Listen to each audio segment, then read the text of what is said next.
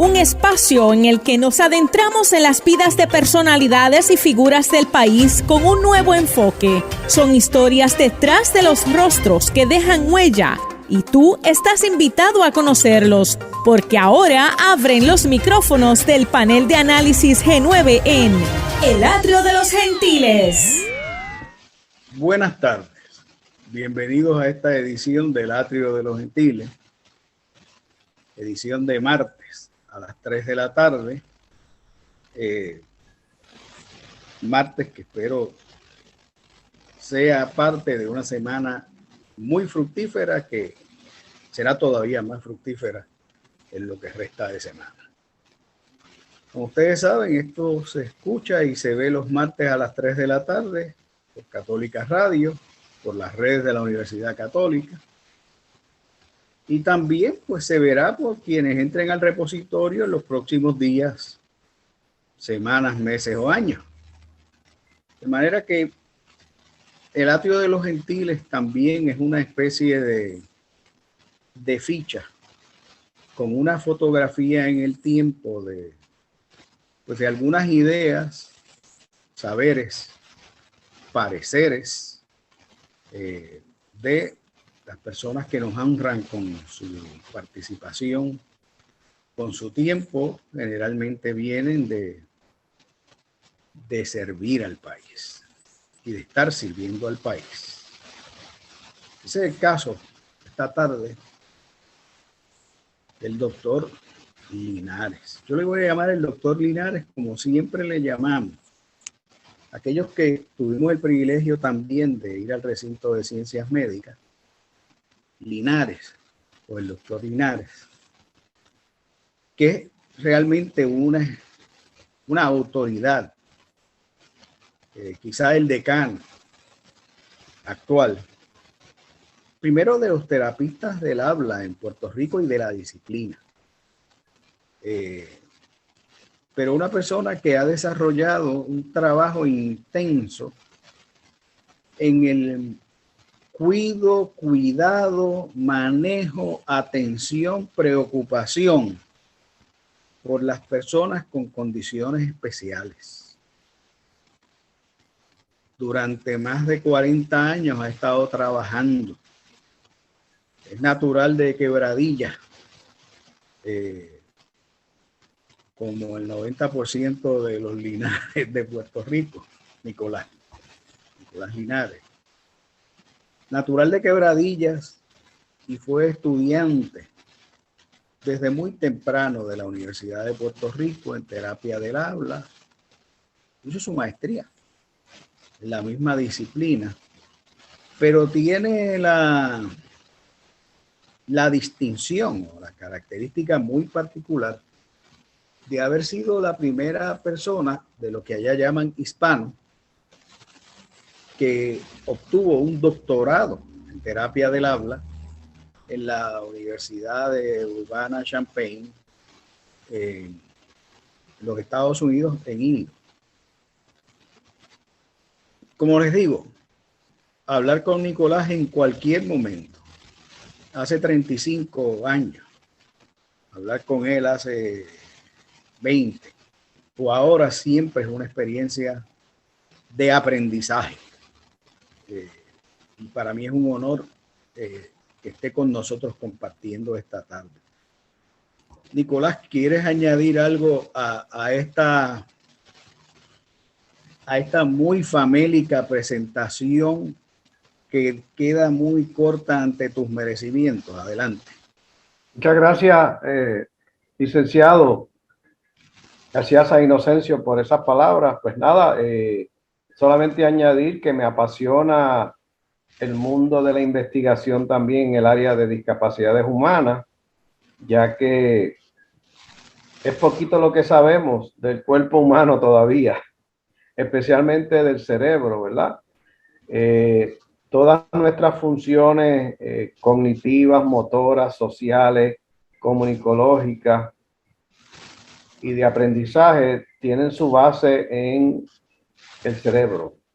Y del cerebro es como una galaxia que se sabe muy poco. necesitamos seguir haciendo investigaciones y eso es a lo que yo me dedico, ¿verdad? Además de dar clases, me apasiona que los estudiantes se vayan moviendo hacia el mundo de la investigación clínica, ya que todavía necesitamos aprender más. También tuve el privilegio bien temprano, llegando con mi doctorado, de ser el terapista de habla de don Luis Muñoz Marín, cuando sufrió de una trombosis, ¿verdad?, cerebral el Día de Reyes de 1976. Y eso pues nos puso en la mirilla de todo Puerto Rico, ¿verdad?, porque había una persona ilustre que padeció de sus capacidades del habla y le dejé al rector Pérez Jarocho copias de lo que yo escribí. Así que espero que te deje leer ese recuento. Muy bien, muy bien. Muchas gracias. Muchas gracias. Voy a decirte, Nicolás, dime Víctor. Muy bien. Ese es mi nombre. Por respeto a nuestra edad mutua. Muy bien. Todos tenemos una o más y tendremos probablemente muchas más discapacidades o condiciones incapacitantes. Ese es el destino a medida que pasa el tiempo y en algunas ocasiones llegan muy temprano, a veces tan temprano como la vida misma. ¿Hay conciencia en el país de una idea tan rotunda, pero tan sencilla? Estamos en ese proceso porque ya hemos visto que al envejecer, y Puerto Rico está envejeciendo rápidamente, hay más probabilidad de que las personas de edad avanzada presenten impedimentos, ¿verdad?, o discapacidades. Entonces, también en Puerto Rico nos hemos caracterizado por buscar ayuda para nuestros niños y jóvenes de educación especial. Y hemos estado diseminando este concepto de que cerca de un 25% de la población presenta alguna discapacidad. Y algo que repito que decía mi gran amigo el doctor Santana, que en paz descanse, Linares, siempre que digas algo sobre discapacidad, dile que así decía él, el mundo de las personas con impedimento está 24 horas abierto para tú pertenecer a él, como le pasó a él, que perdió su vista por un problema, una operación en Nueva York. Así que tenemos, y estoy agradecido por este programa, ¿verdad?, y las oportunidades que está desarrollando la Universidad Católica para ampliar esto que hacemos para las personas con discapacidad. Algo bien importante, ¿verdad?, que debemos recalcar es que aún con la misma discapacidad no hay dos personas iguales. Tú puedes tener la misma discapacidad en términos de severidad y ser totalmente distinto una persona de otra con la misma discapacidad y severidad. Y eso es algo que nos lleva al concepto de que tenemos que personalizar el servicio. En el atrio de los Gentiles, que hemos estado entrevistando a lo largo de los meses, personas que sirven al país y que lejos de cansarse, se sienten con más energía para servir al país y sobre todo al prójimo. Al construir el concepto de personas con incapacidades, llevamos implícita y casi explícitamente la obligación de todos de auxiliarnos mutuamente y particularmente de ayudar a las personas que no tienen la fortuna de tener alguna capacidad que tiene el promedio de casi todas las demás. Sí. En algún sentido, las disciplinas, porque son varias, que se encaminan a servir al prójimo de esa manera y a las personas con incapacidades, son quizás las más cercanas a los múltiples llamamientos que se encuentran en todas las religiones y naturalmente en las cristianas. Y subrayo, con mucha particularidad en la doctrina social de la Iglesia. Realmente se convierte, para ponerlo en palabras laicas y filosóficas, en un imperativo. Y un imperativo categórico, de los más fundamentales. Una vez trabajé en un conjunto de legislaciones cuando estuve en aquella otra vida, y como legislador, asesor y demás, un cuarto de siglo casi. Y trabajé en un conjunto de legislaciones que trataban sobre los derechos y sobre la atención y la prevención de algunas condiciones incapacitantes. Pero me daba la impresión entonces, y ahora siento horror de que parece más profunda, la penumbra o la ignorancia que manifiestan muchos hacedores de políticas públicas, o los que se supone sean responsables de las políticas públicas, de su implantación, de su reglamentación, ordenamiento. Si bien hay sectores que se atienden por temas adaptativos casi y adoptativos de programas federales, es muy poca la creatividad local para atender localmente las condiciones que, como tú bien señalas, son únicas en cada individuo y que claramente, como fenómenos biopsicosociales, también deben ser de algún modo diferentes en distintas sociedades y culturas. Muy bien. Sí, en esa... Y me horroriza el desconocimiento de quienes son primero los responsables desde el punto de vista jurídico, político, gubernativo, y en términos generales, pues, son un reflejo del país. Sí, déjame decirte, Víctor, que uno de los grandes retos que tiene la disciplina de discapacidades humanas es lo que se llama la traducción, la traslación de datos del laboratorio a la práctica. Este servidor estuvo de asesor del director de los Institutos Nacionales de Salud.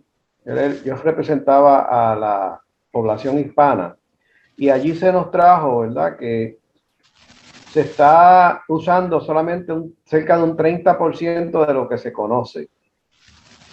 Esa traducción del laboratorio de investigación a la práctica de servicio clínico es un proceso complicado, tiene muchos retos y tiene muchas barreras.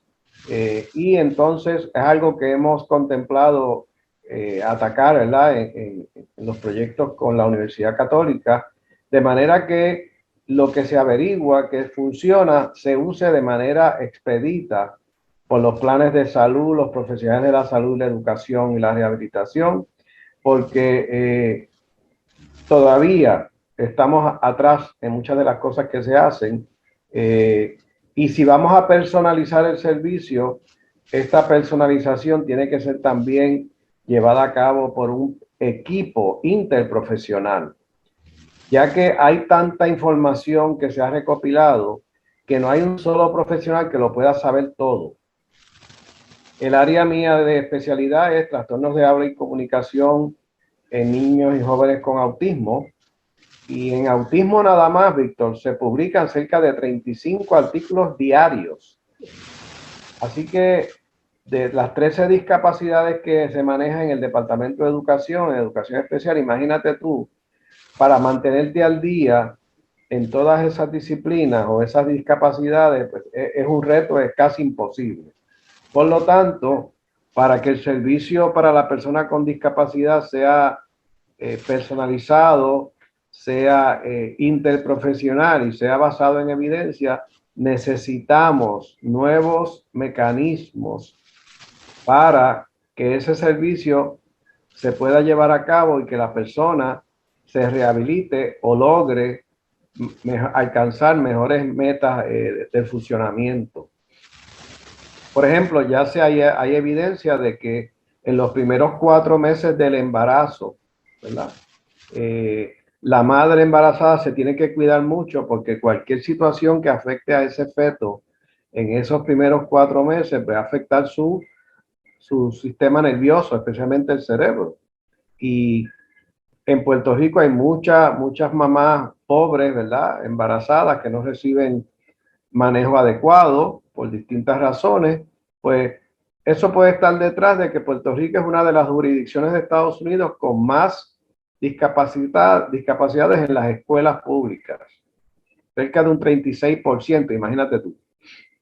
Y Nicolás, ahora que traes a colación ese tema, con el poco conocimiento, el mío relativo, entre el hoy y hace 15 años, recuerdo el trabajo que me dio promover aquella legislación que obliga a poner los letreros en los establecimientos donde expenden o venden bebidas alcohólicas, que tenía como lema, una madre no bebe sola. Sí. El trabajo e incluso el problema de convencer a algunos, no todos, de los que se lucran del negocio de vender al por mayor y al de tal bebidas y los restaurantes. Para mí esa legislación, aunque parecía que representaba poco, significaba salvar de los síndromes de la influencia del alcohol en los fetos, quizás a decenas o cientos de niños cada año, más las condiciones que podrían sobrevenir a lo largo de los que realmente uno de los grandes problemas es que se empiezan a manifestar a veces tarde. A veces no es allí en la incubadora o en el hospital cuando nacen, a veces las manifestaciones vienen 2 o 3 años después. Sí, sí. Pero era increíble como había que pelear con las fuerzas económicas. En una clara falta de conocimiento. Porque es eso, en una incapacidad quizá de nosotros, incapacidad sistémica, de poder trasladar como una pequeña medida preventiva que lo que tomaba era una fotocopia y pegarla en cada establecimiento podría contribuir grandemente a no solamente al pequeño problema, es un gran problema, pero pequeño en la multidimensionalidad de discapacidades o incapacidades, a la concienciación, que es una etapa superior, que la gente tomase conciencia que desde el comienzo mismo de la vida, que ciertamente para mí, para tanto, y desde un punto de vista biológico, no empieza al nacer, empezó mucho antes. Era y es totalmente necesario que protejamos a quienes vienen al mundo para que no traigan las condiciones que tú bien dices. Se reflejan luego en capacidad, en problemas de aprendizaje, para decirlo menos. Déjame decirte, Víctor, tú como abogado, ¿verdad? Y yo sé que se estudia y tuve proyectos con la Escuela de Derecho del Recinto de Río Piedra.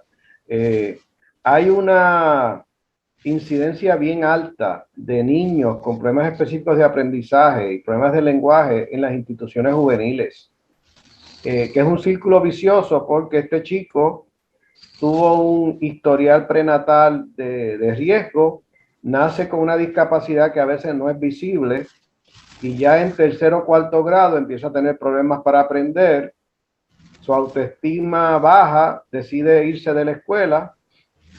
Y si está en una familia disfuncional que no le da amor y rigor, ese chico termina trabajando en la delincuencia y acabando en una institución juvenil.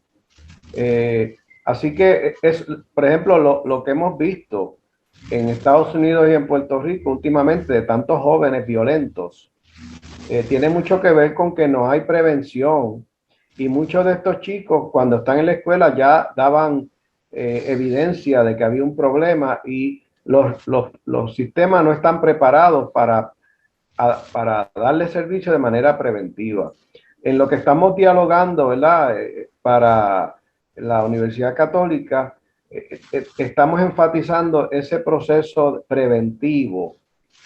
Obviamente, Víctor, esto es bien costoso, bien costoso. Y eso me lleva al otro principio, además de personalizar, de trabajar en equipo y usar evidencia, es que tenemos que involucrar a los familiares, ya que en el modelo tradicional, pues ese chico va a la oficina 1 o 2 veces en semana y las familias piensan que con esas 2 horas semanales el chico va a echar para adelante, o el paciente adulto. Y no es así, no es así. O sea, el cerebro humano es una máquina de hacer patrones y esos patrones no se logran en 2 horas semanales. Así que esto nos lleva al próximo principio, es que tiene que haber colaboración de la familia, pero la familia necesita ser adiestrada y necesita ser motivada para atender estos problemas de manera preventiva, porque si no, luego viene un problema bien grande, casi difícil, casi imposible de atender. Por ejemplo, yo estoy de consultor en un centro para jóvenes con autismo que han sido removidos de sus hogares por el Departamento de la Familia. Y ese tener un niño con autismo en casa es un gran reto, y si la familia no tiene los recursos, puede haber maltrato, puede haber abandono. Y yo tengo allí en ese centro, se llama el Centro Innovador de Jóvenes con Autismo en Toa Alta, yo tengo allí chicos con autismo de 15 años que han vivido en 15 o 20 hogares. Y entonces, pues esa falta de continuidad, pues afecta su funcionamiento cerebral. Vamos a seguir en la segunda mitad y quisiéramos tener como un juego de pelota, 18, 9 innings y 18 medio inning. Vamos a la pausa y regresamos, continuamos con este interesantísimo e instructivo, formativo diálogo con el doctor Nicolás Linares. Vamos a la pausa. Historias de Gentiles, la voz del Atrio de los Gentiles. Mesa redonda, el Atrio de los Gentiles. Regresamos a esta edición del Atrio de los Gentiles. Hoy martes a las 3 de la tarde. Y en algún momento en el futuro va por Católica Radio, por las redes de la Universidad Católica. Y quién sabe si un investigador de dentro de 10, 15 años encuentre esta ficha y diga, caramba, conversaban sobre estos temas allá para los comienzos de la década de los 20. Estamos con el doctor Nicolás Linares. Nos faltarían 15 programas más para empezar, pero quiero aprovechar esta segunda parte. Hablamos hace unos minutos, habló usted, de los círculos viciosos que se generan cuando se descuida o no hay cuidado prenatal. Cómo el cerebro humano, desde el feto y durante esos primeros 4 meses de desarrollo, antes de nacer, se escriban, se inscriben, se graban muchas condiciones que bien pudieran ser determinantes de algunas de las capacidades o incapacidades de esa personita que va a nacer, que será un niño y después un adulto. Yo te traigo a colación esto porque es uno de los casos más desgarradores que yo supe en mi vida. En este caso no profesional, era legislador. Ahí me tocó estar preso 1 mes y medio con 136 confinados comunes. En aquello de Vieques. Uh-huh. Y naturalmente había gangas, porque los arrestaban por grupos. Y fue 1 mes y medio de mucho diálogo y observación para ver historial, trasfondo, condiciones. Un poco convertir en parte, estar allí en un laboratorio. Y uno de los casos que más me llegó a lo profundo de mi alma fue el caso de un confinado que ya no tenía realmente esperanza de salir del sistema, porque había sido convicto de varios asesinatos, no tenía la manía de muchas personas de negar su culpabilidad. Pues lo hice. Pero me contó su historia, que te resumo en 30 segundos.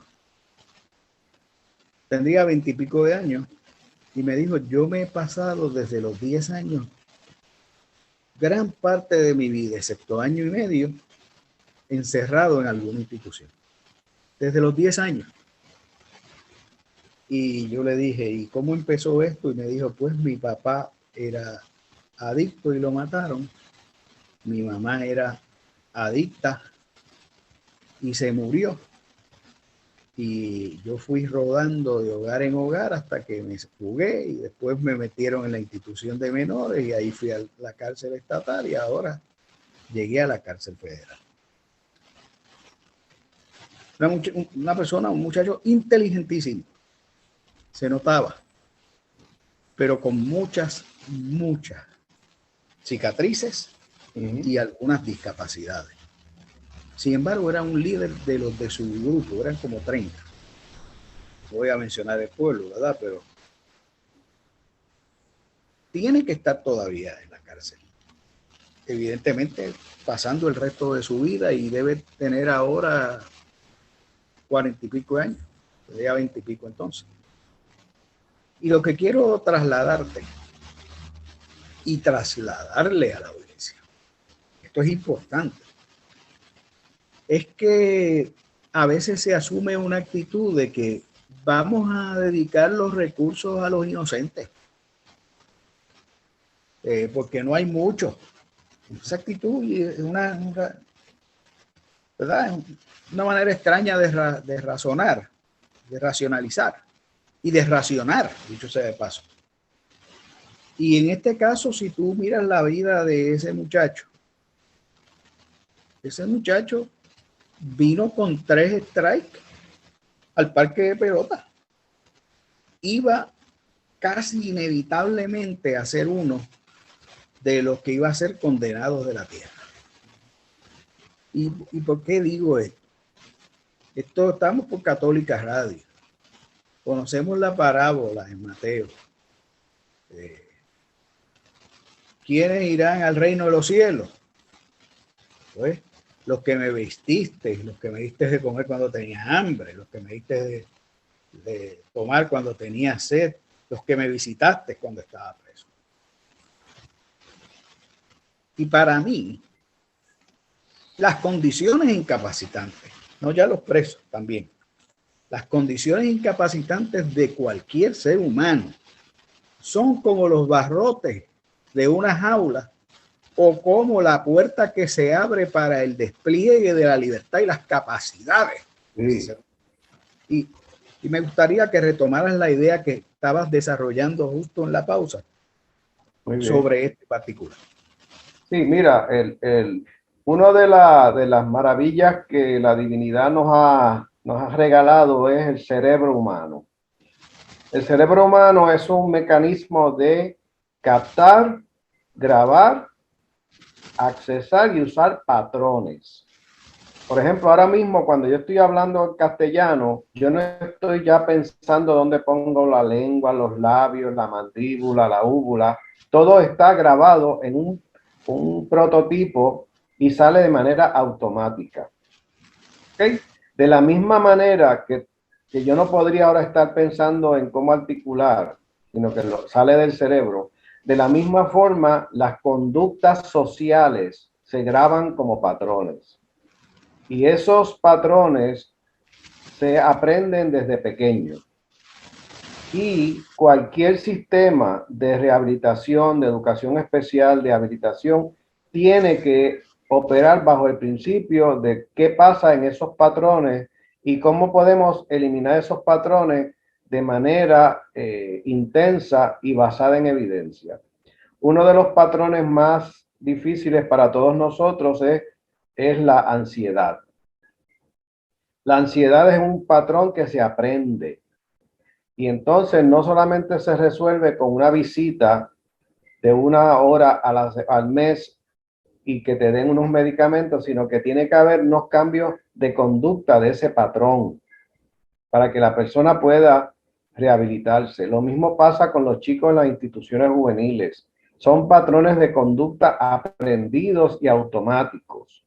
Así que uno de los asuntos bien importantes que tenemos que utilizar, ¿verdad?, en la rehabilitación, educación especial, habilitación, es que tenemos que usar las situaciones del diario vivir para que el paciente, el niño, el joven, el adulto, el mayor, utilice el patrón de manera automática en un ambiente natural. Eso le estamos llamando métodos complementarios. Nosotros hemos hecho estudios de uso de la natación, el surfing adaptado, la musicoterapia, ¿verdad?, que son elementos del diario vivir donde la persona utiliza la nueva destreza en un ambiente social típico.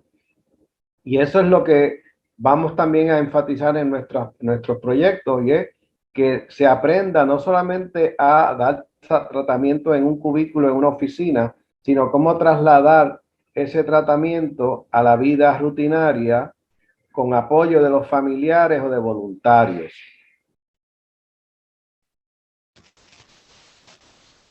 Son proyectos de una dimensión muy grande los que nos esperan. Más de 800,000 personas de más de 60 años de edad. Se cree que entre un 35, un 40% ya con condiciones, una o más condiciones incapacitantes.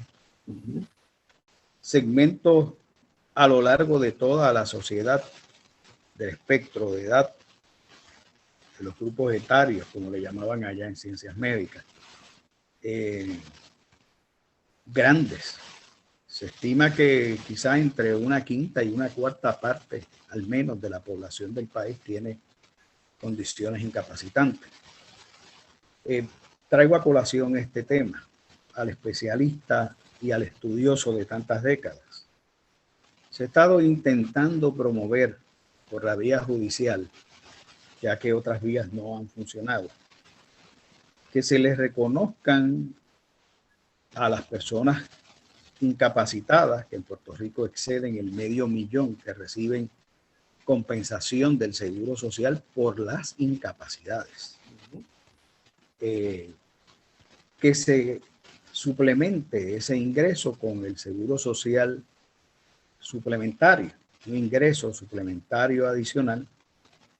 El caso fracasó recientemente en el Tribunal Supremo de los Estados Unidos. Hay otro pendiente que va por malos caminos jurídicos, no por el deseo y voluntad y por la enorme competencia de sus abogados, sino por pues ese muro, esa pared tremenda de discrimen. Y el dato que quería traer es que entre el 60 y el 70% de las personas con discapacidades en Puerto Rico, si no más, sufren severa condición económica.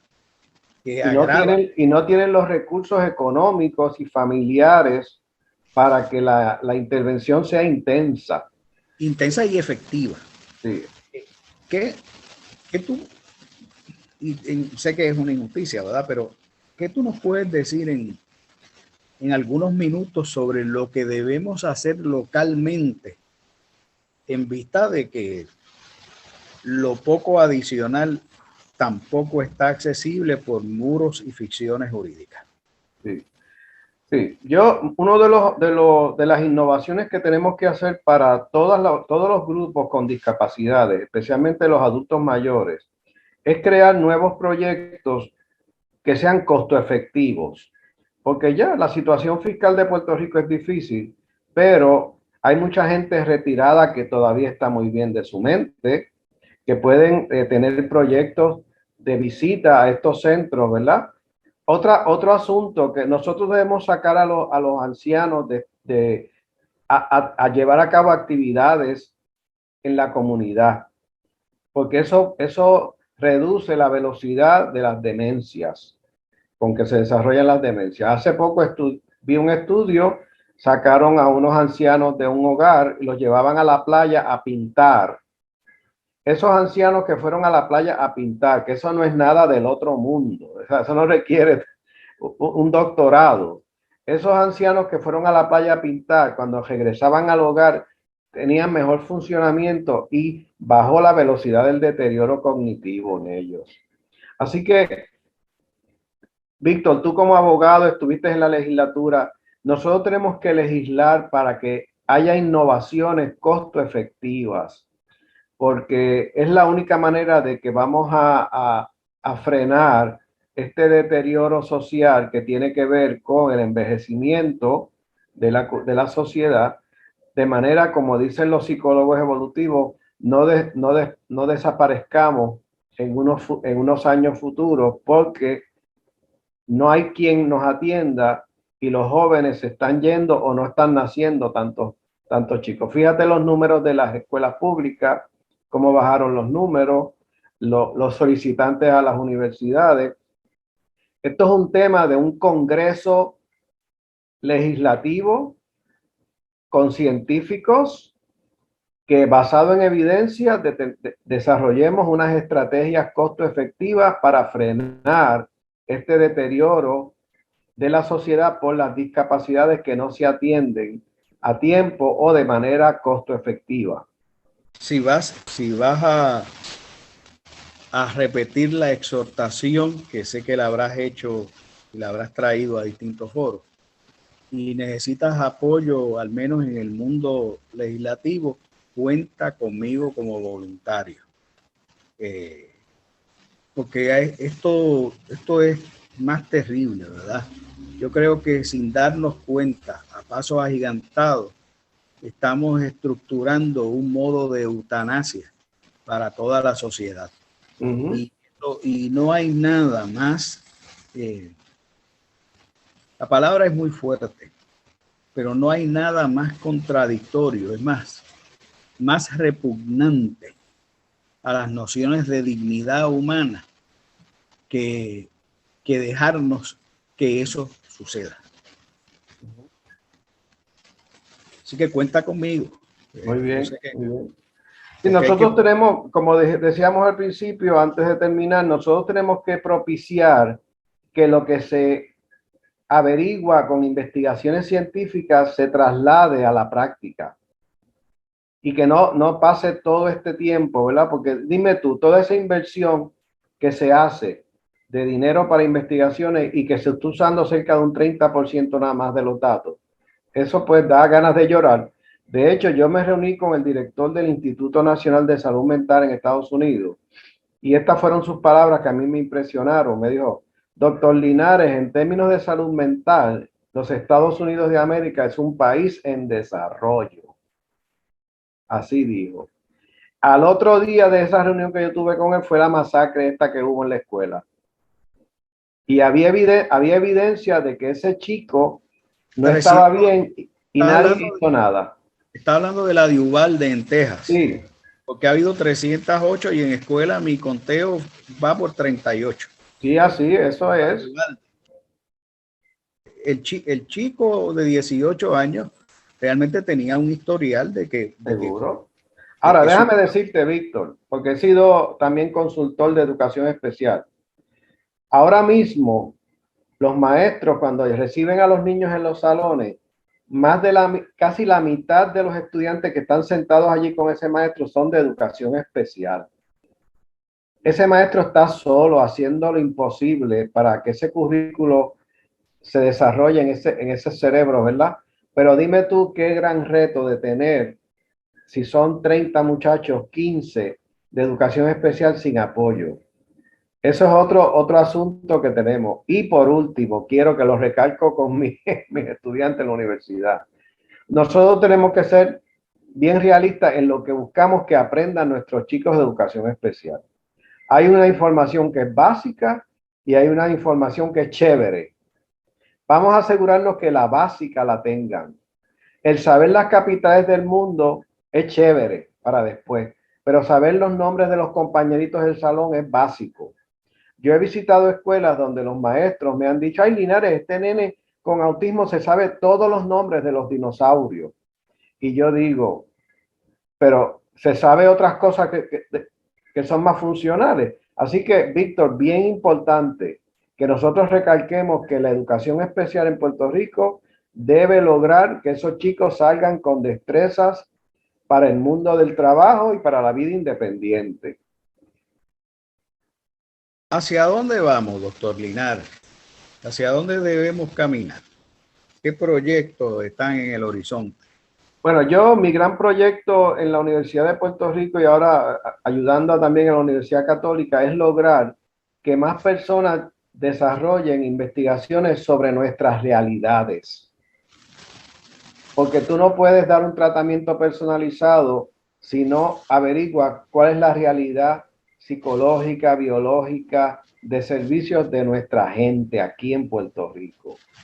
Y entonces eso va a requerir que desarrollemos en estudiantes esa destreza de trabajar en equipo, buscando datos empíricos mediante investigaciones para solucionar estos problemas complejos.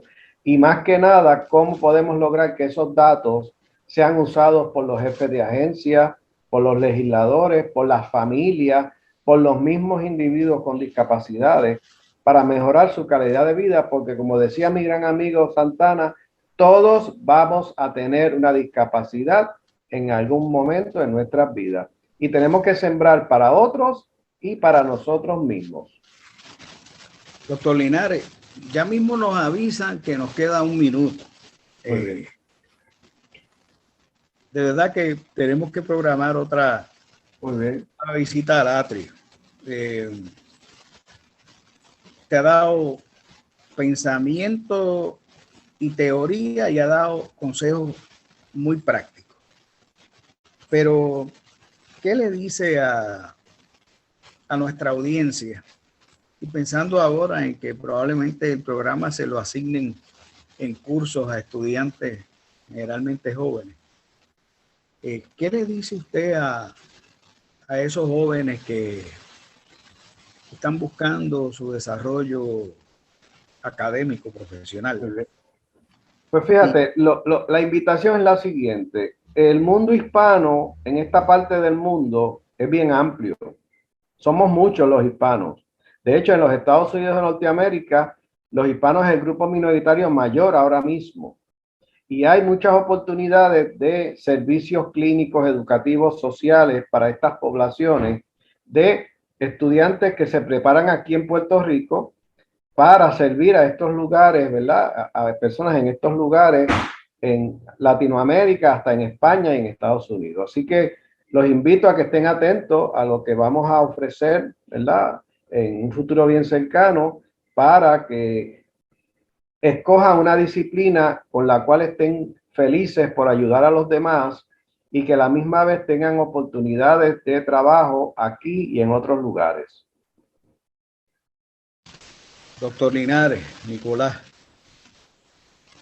Doctor Nicolás Linares, una vida dedicada al prójimo desde la reflexión, la investigación, la academia y la práctica. Muchas gracias. No, estoy muy contento y muy agradecido y muy honrado de que me hayan incluido en este programa tan importante. Gracias por esta visita y gracias a todos los que nos escuchen y vean. Será hasta la semana próxima. Saludos. Muy bien. Que la pasen bien. Intégrate a la mesa y descubre las vidas de los gentiles. Comunícate con nosotros a elatriodelosgentiles@pucpr.edu. Queremos saber de ti. El Atrio de los Gentiles es una producción de la Pontificia Universidad Católica de Puerto Rico.